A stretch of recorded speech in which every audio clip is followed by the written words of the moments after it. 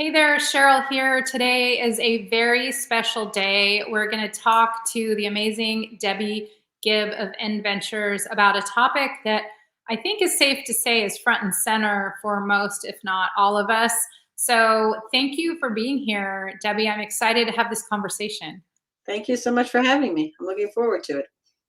So before we jump in and try and really have you share some of your gems of wisdom that you have not just learned over the years, but also some of the amazing things that you've been able to do at InVentures and how you've been able to shift and pivot. Can you give me a little bit of an idea of what got you interested in what you're doing now and what got you up to this point? Well, I have had a long career in financial services at American Express, which was a great training ground for being able to handle large projects, manage people, do everything from sales, risk management, strategy. And as my career advanced, I really wanted to do something that was mission driven. And so I made a conscious choice, to really focus on what I wanted to do next. It's been about 5 years ago, and I really wanted to be aligned with the mission of the organization that I was doing that was really about giving back in some way, shape, or form.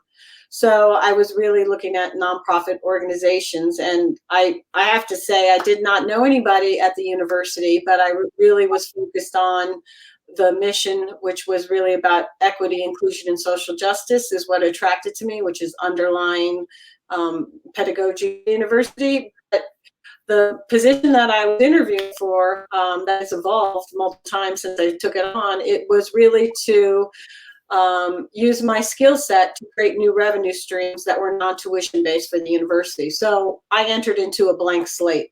And what it evolved to, I'm going to fast forward to where we are now. COVID hits, and we really have to accelerate, the work that myself and my team do. And we focused on End Ventures, which was really to be entirely externally focused on how we could leverage the university assets to extend the brand reach, education, and generate new revenue streams that were sustainable for the university.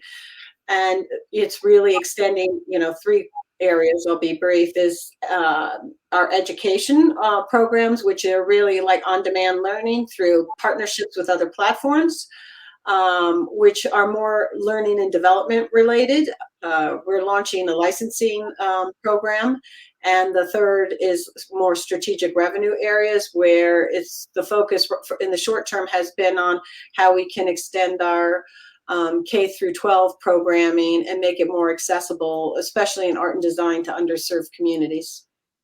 So that is some big undertakings and so needed right now. And it seems like, as I'm listening to you, that this can really be applied basically to any vertical, any industry, when at least what I'm hearing from clients and companies that I'm working with, and we talked about this earlier before we got on, is that so many people are expected to ride into town on a unicorn, pull a rabbit out of a hat, and just reinvent, be agile, and do some things that are really a little bit crazy. So that's what you're in the process of doing. What probably seemed a little unthinkable in 2019 probably didn't exist in the first part of 2020. So what advice do you have for people in business that need to be highly agile right now and pull that, that rabbit out of a proverbial hat? I would say, that building a core team around you of people who have skills that complement yours is critical. So the way you pivot is, I have a very small team, but we all have a particular skill set that complements each other. And I think the pivoting and being able to turn on a dime is critical when you're building your own ecosystem for how you move forward. And I would also say is you just got to jump and take a risk, because nobody has a crystal ball out there, and you have ideas of how things will work. And the best forecasting may or may not work anymore, given the COVID situation we're in. So I would say that, don't hesitate, jump, and constantly work on plan B and C in case A doesn't work, which is what we're doing. I do with my team all the time. Yeah, so that sounds like great advice just to get going. And also, you had mentioned before we went live that you're a former basketball player. And so as far as being a high level athlete, how has that transferred over to your ability to do really amazing at your job? Well, I firmly believe in team and not the word I. I have um, tremendous resilience and discipline, and I don't give up. So it's, when we were talking earlier, it's like you could be down by 10-point game and you're not going to throw in the towel. You're still going to try to win, right? And so I get feedback. I think I've gotten better as I got older, but I just recently had feedback that might not be the case. I'm tremendously competitive, which is not surprising, but given I played competitive sports, but I think that helps lift everybody up by creating an environment that we can do it, especially if things are not going well. It's giving everybody the confidence that they can actually achieve and move things along. And, even if you didn't get to exactly where you wanted, you got close enough, right? So I think it's that whole ability to create the environment where people can take risks and fail, but it's not going to make, it's not life or death situations here. I think that's incredibly important. Yeah, so definitely. So take action. And I love that, take action. So stick to plan A, but have plan B and C in the works. And it sounds like you're really good and your team's really good about not getting paralyzed at setbacks. And Yeah, sorry. Yeah, that's correct. Because I think, especially in my career throughout the years when there have been setbacks, and you spend more time worrying about what the outcome's going to be when you communicate whatever didn't go well, and you waste so much time doing that. It's just better just to say, this didn't go expected. This is what we learned. This is what we're doing instead, and keep moving. Right? It's just about forward movement, and not getting stuck in the post-mortem of what didn't go well. Just learn and move on. yeah. And so when it comes to really creating, I mean, you right now are in the business of helping universities create different revenue streams. Not just that, but also I have a twofold question. One is, do you have advice for people that they have to kind of create something, I'm going to say out of nothing, but they need to create business that seems a little bit impossible at the moment? So advice on what are the thought processes, the analytics, kind of how do you gain perspective so something emerges as a viable idea? I would say doing your competitive assessment is key. So whatever industry you're in, or whatever you're trying to, how you're trying to grow your business, is really understanding who your competitors are and who aren't, and what is really going on in that market setting, and like getting ideas from what other people are doing, even in adjacent industries. So it's constantly, rolling what's happening real time, and learning from that and making adjustments real time. I think that's absolutely critical. And and sales 101 is like, you got to have a lot of conversations, because you don't know which one's going to land. So you always have to be talking to potential customers, prospects, leads, and finding out. And you'd be surprised how what I found out now is like, and maybe it's just the nature, because I work for a university, but people are very willing to share information, and really willing to give advice. So, I mean, pick the phone up and call somebody that you don't know and ask for time. Because we do that all the time. I just did it. I just did it last week. So, because, we're trying to launch certain businesses that the university's never done and doesn't, so we need to create an ecosystem of support, which people are willing to do. Yeah, and I think too, in addition to that, they might also have a lens and think about it from a different way, and have some really important advice that you might not know or might not have thought of. And Mm-hmm. I also want to shine some light on some amazing initiatives that you're doing. You're partnering with the city of Houston and doing some work in the DE&I space, and really now not just pivoting just for revenue, but pivoting for more impact and bringing education to kids that are underserved. And so the question that I have for you is, why? I mean, this might seem a little bit pedestrian, but I want to get your response to, why is that important? We all know that the research is out there that not just to have diverse teams, but to have inclusive teams, it's more beneficial, and everyone seems to benefit, and even the bottom line, so there shouldn't be a concern there. But like we were talking about offline, is that there's still a lag. It's the perfect storm for progress, and this perfect storm for change to really happen, the change that really hasn't dramatically taken place yet to happen now. But why is that important to industry and the future of work? I think it's incredibly important because we've over-indexed on STEM and not STEAM, which is the arts part of education. So, the programs that, we're working on for K through 12 are about giving art and design education, to underserved communities. And that supplements, the STEM part of the education. So I think, one thing why it's important is, the arts and the humanities give critical thinking. I'll tell you a funny story. My dad was telling me a story a few weeks back about some friend of his and their adult children, and that they, had really good degrees. And I asked him, I don't know these people, what is a really good degree? Because I knew he was equated to making a lot of money. He goes, I don't really know what their degree is, but they make a lot of money. I said, what's a bad degree? And he was thinking, and I said, like a undergrad in political science? And he goes, yeah, that's not a good degree. I said, Dad, that's my undergraduate degree.